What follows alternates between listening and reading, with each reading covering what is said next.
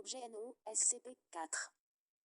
Classe Euclide, procédure de confinement spéciale. Lors de la manipulation des objets SCP-4-2 à SCP-4-13, la procédure appropriée doit être appliquée à la lettre. Les objets ne sont pas autorisés à sortir en dehors du site sans être accompagnés par 2 membres du personnel de sécurité de niveau 4. En aucun cas l'une des composantes de SCP-4 ne doit être extraite de SCP-4-1. Les effets qui en découlent sont encore inconnus, et l'actuel coût des expérimentations rend de futures recherches impossibles. Si l'un des objets contenus provoque une brèche du confinement, ou si l'installation passe aux mains des forces ennemies, les clés doivent être ramenées à l'intérieur du bâtiment et la porte fermée avant l'activation de l'ogive du site 62.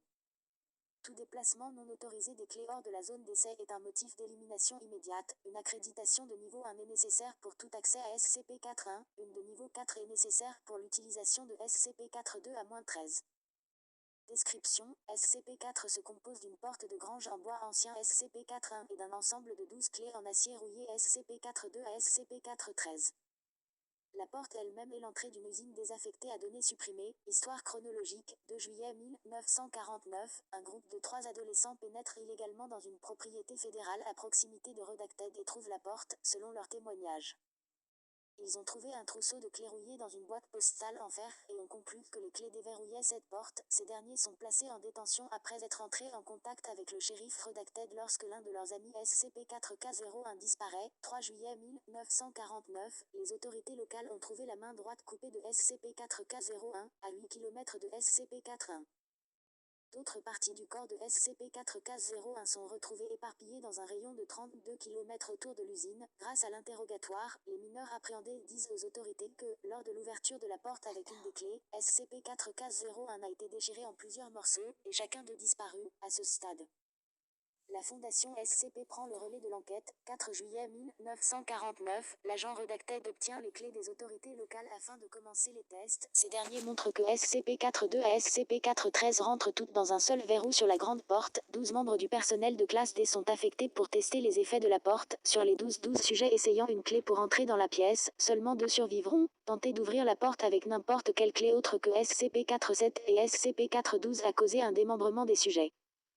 Mais aucun des membres démembrés n'a été retrouvé plus tard. Au moment de la rédaction de ce rapport, seulement 2 parties de chaque sujet ont été récupérées à l'exception du sujet utilisant SCP-4 Redacted, dont les pièces arrachées ont été dispersées à proximité.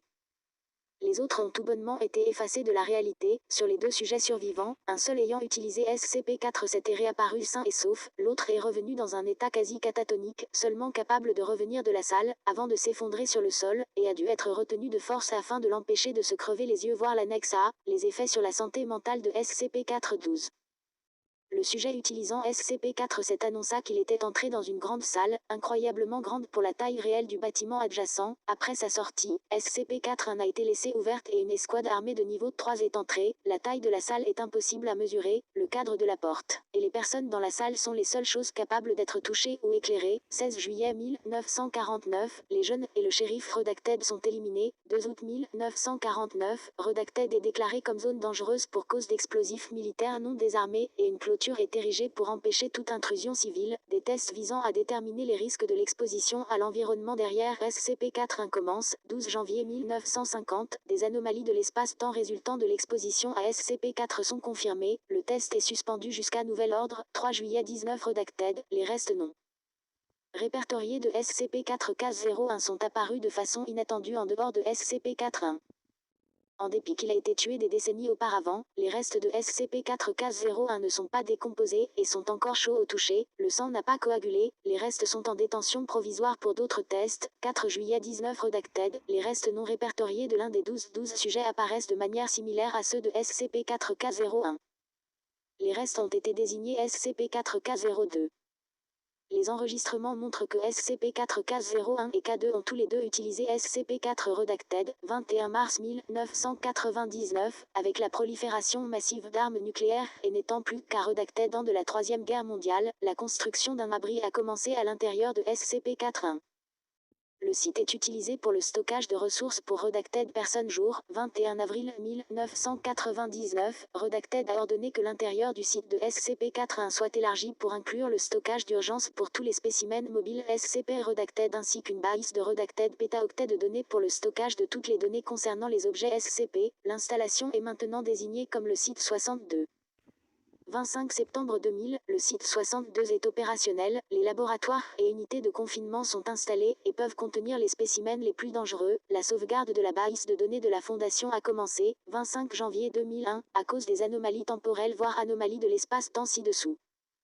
Tout le personnel travaillant au site 62 est désormais tenu de résider en permanence sur place. Les familles du personnel doivent être informées que leurs proches ont péri dans un accident du travail. Des corps clonés ont été préparés pour les funérailles. 14 juillet 2003, panne d'électricité massive dans tout le nord des États-Unis et à travers le Canada. En raison de la panne de plusieurs générateurs électriques, le site 62 est resté sans électricité pendant 53 minutes. Pendant ces 53 minutes, les résidents du site n'avaient aucune source de lumière à disposition. Ils ont rapporté pouvoir sentir des créatures et des personnes, même si aucune des entités anormales ne pouvait être vue ou touchée. Des membres du personnel sélectionnés ont été autorisés à lire Redacted Annex rapportant que les créatures senties étaient de taille humanoïde, mais par ailleurs semblable à la massive créature verte décrite. Anomalie de l'espace-temps SCP-4 semble propager des anomalies spatio-temporelles. Le personnel quittant la périphérie de l'installation déclare avoir perdu du temps. Ceux qui ont été dans le site pendant plusieurs semaines insistent et disent qu'ils ont été dans l'établissement seulement plusieurs jours, et les dossiers des travaux effectués ainsi que les ressources consommées appuient leurs revendications. D'autres anomalies temporelles impliquent SCP-4-2 jusqu'à -13. En particulier la réapparition de SCP-4-01 et SCP-4-02 exactement Redacted an après l'utilisation de SCP-4 Redacted. Redacted a été chargé d'enquêter sur tous les aspects de ces anomalies temporelles. Les anomalies spatiales incluent les dimensions anormalement grandes de la zone ouverte par SCP-4-7. De même, l'incident du blackout de 2003 suggère qu'il existe un plan physique alternatif dans le même espace que celui que le site 62 occupe. Note complémentaire, les essais sur SCP-4 révèlent que 10 des clés ouvrent SCP-4-1 sur une dimension où les lois de la physique et de la topologie sont significativement différentes de celles de notre dimension. Les sujets envoyés dans ces conditions hostiles sont démembrés, et les parties de leur corps expédiées dans des endroits différents, dont 3 seulement ont été vérifiés être sur Terre. La matière déposée aux 2 premiers points réapparaît immédiatement, celle déposée au 3e point apparaît exactement Redacted dans le futur. Les 7 autres emplacements sont actuellement inconnus. Les tests actuels se concentrent sur 2 axes de recherche. Le premier est de trouver des moyens de survivre à la topologie hostile de SCP-4. Le second données supprimées suggère que SCP-4-2 à -13 peut ouvrir d'autres portes que SCP-4-1. Appendice A, les effets sur la santé mentale de SCP-4-12. Tous les classes D utilisant SCP-4-12 reviennent dans un état catatonique, incapables de parler. Certains peuvent avoir assez d'énergie pour essayer de s'arracher les yeux. Sur les 16 sujets, seulement 4 ont survécu, un seul a retrouvé la parole. À la suite d'une psychothérapie à long terme, il était capable de dire au psychiatre qu'il a vu une immense créature verte, si grande qu'une grande partie de son corps s'étendait au-delà de son champ de vision. Il rapporte l'apparition d'une peur naturelle et de reconnaissance soudaine, comme si s'était enfoui dans mes peurs primitives ainsi que l'implantation de souvenirs incompréhensibles dans son esprit. Le sujet affiche une amnésie antérograde et rétrograde aiguë. Appendice B, objet N, SCP-4-14. Date de découverte, 2 septembre 1950.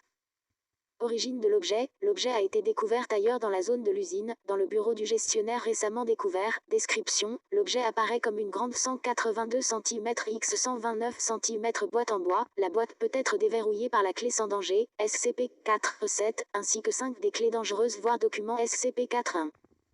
Lors du déverrouillage de SCP-4-14 avec SCP-4-7, la boîte s'ouvre automatiquement. Le volume de l'espace intérieur est précisément 5 fois plus grand que les dimensions extérieures. Des objets placés à l'intérieur tandis que le couvercle reste ouvert n'affectent ni le poids ni les autres propriétés de la boîte. Cependant, lorsque le couvercle est fermé et verrouillé, tous les éléments à l'intérieur disparaissent irrémédiablement. Les membres du personnel enfermés à l'intérieur de la boîte ont aussi irrémédiablement disparu.